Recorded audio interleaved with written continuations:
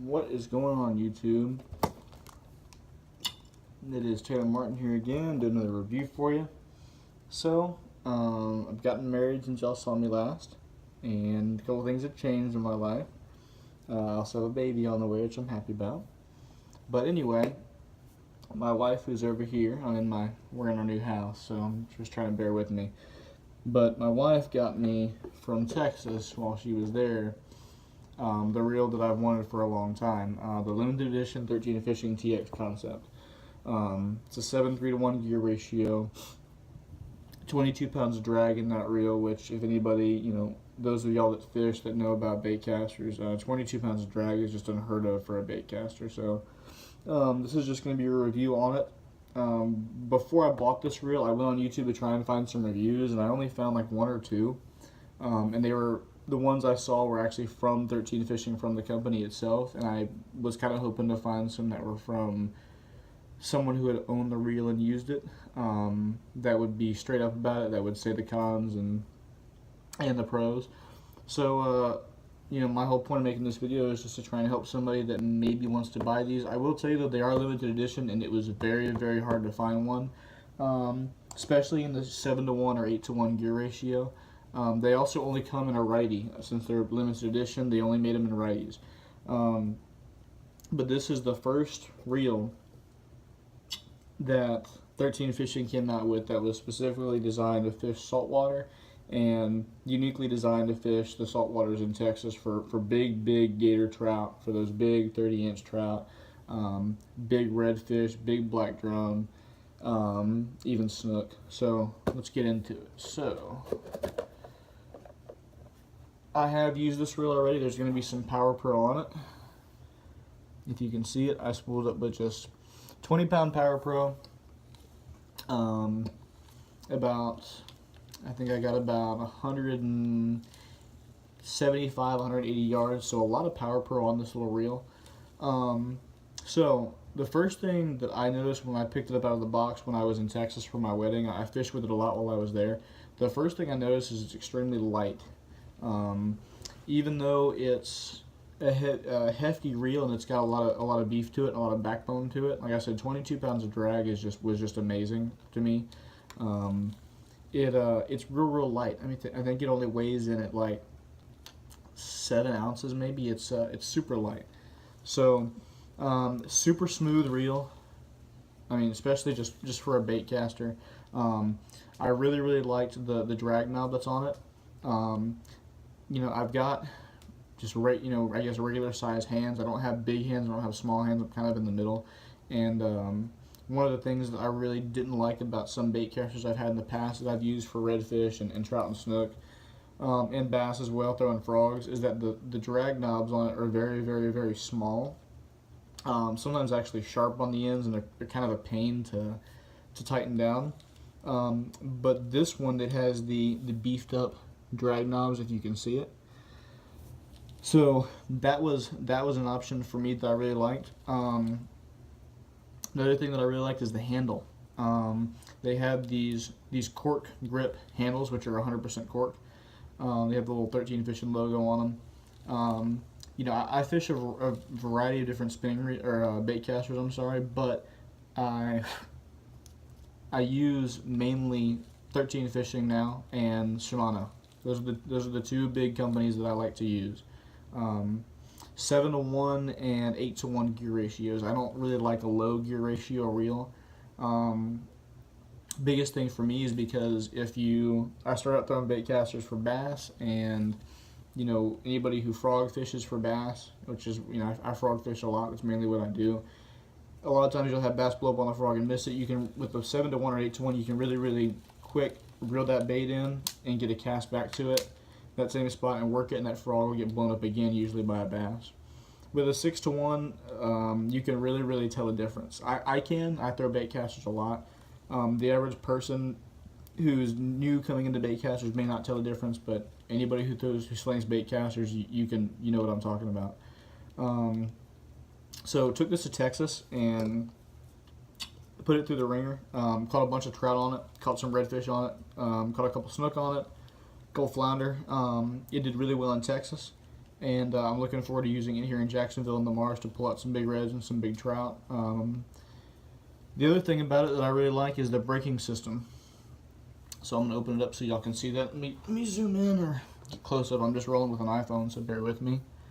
But the braking system on it is really, really, really simple. Okay, you have close and open just like an old bait caster. But what I really like is that it pops out, and this is a really, really strong, guys. This is a really, really strong steel bar that it rides on.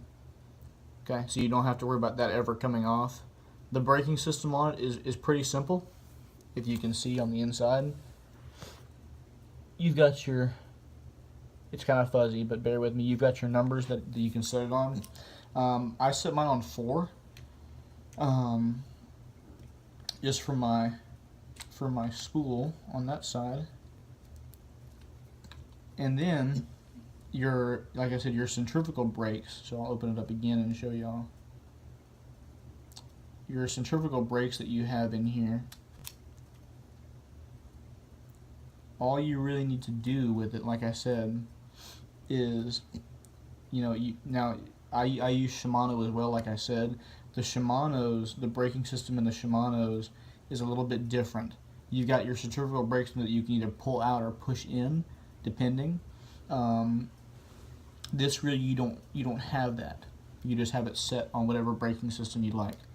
And I found, for me, once I got it, I took it outside, I put it on one of my Waterloos that I have, and just started slinging some baits that I usually throw, jigs, top waters, and just throwing them down the street. I mean, throwing them in the yard, and it backlashed the first couple of casts, and once I dialed it in, I didn't have any more backlashes, and this is the farthest casting bait caster, guys, I've ever had. I was slinging a 1/4 ounce bait with this about 40 yards, which is a long way for a bait caster, but the 1/4 ounce bait, like a DOA shrimp, and then putting on like an 1/8 ounce jig head, which is what I usually use, 1/8 or 1/16 depending on water depth.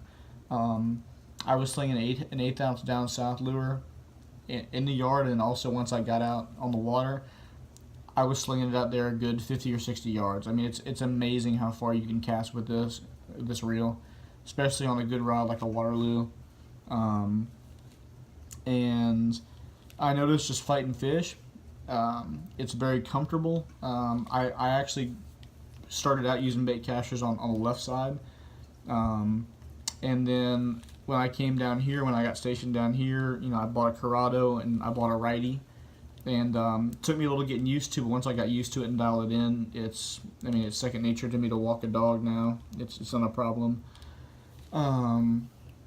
So I was super pleased with it. Like I said, if you can find them, definitely I recommend picking one up. I think we paid. She bought this for me for my birthday this year, my 24th birthday. My 24th birthday, I'm sorry. And super pleased with it. Like I said, it performed great in Texas, and I can't wait to try it here in the marsh, fishing for redfish and trout and pulling them out of the marsh. The only con that I would say it has is that if anybody throws Shimano or Lew's, Fluger, a lot of those bait casters have a wide spool, especially Shimano's. They have a really wide spool. I don't have one here to compare it with. I wish I did. They're all downstairs. But the spool on it is pretty small, okay? However, it's a very deep spool. So you can put a lot of Power Pro on here. Like I said, I throw, just for redfish and trout and snook, I throw 20 pound Power Pro is fine. Now, if I decided to take this or to get another one just to throw to bass, I'll put 65 on it. I may only get 90 to 100 yards of 65 pound braid, but that's all you need for fishing for bass. On the flats, it's different. You want a nice long cast. You're fishing for bigger fish that are going to pull drag and strip drag off your reel, so you need more line. So, like I said, 20 pound Power Pro moss green is what I throw on here. But everything about this reel just shows quality. This is my first reel from 13 Fishing that I've bought that I've thrown in salt water. I've thrown a couple more in fresh water and been happy with them. But if you can find it, I definitely recommend getting them. Tackle Warehouse has a couple in stock. I checked it before I made this video. They have a couple of these left in stock. This is a limited edition reel though, guys, okay? So once this reel is sold out, it's done. They're not bringing any more back, okay? So get your hands on one if you can. Now, 13 Fishing on their Instagram page, which I follow, they're coming out with a reel that's this color, same color. It's going to be called the Origin.